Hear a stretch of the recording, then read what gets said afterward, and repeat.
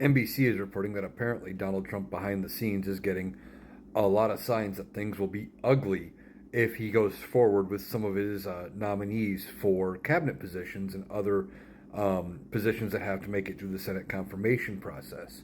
People like Pete Hegseth and Tulsi Gabbard. And what NBC is saying is that the Republicans want to see Donald Trump win, not just winning the election, but winning going forward and through his presidency. So they're sending him signals behind the scenes saying, hey, this is going to get ugly.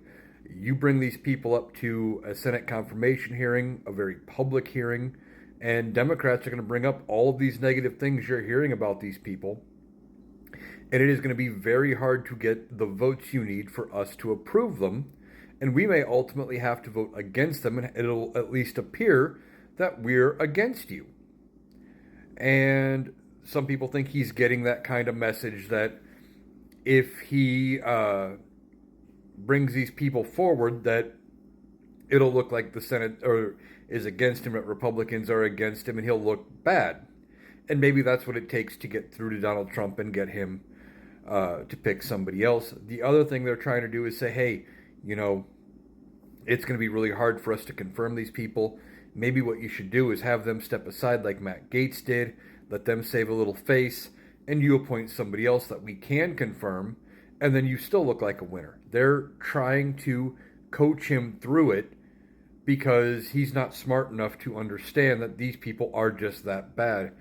He probably doesn't see the negative reports, things like that, about them, and he thinks they should just go along with whoever he picks.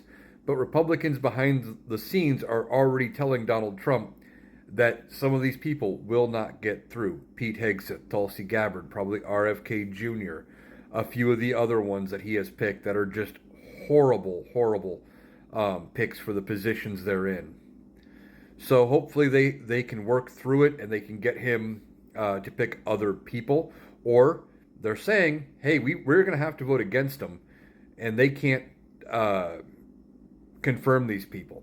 Now we'll see if what they say behind the scenes is what they do in public, which sometimes that's not always the case for Republicans. They like to hedge their bets and say one thing in private, do a different thing in public.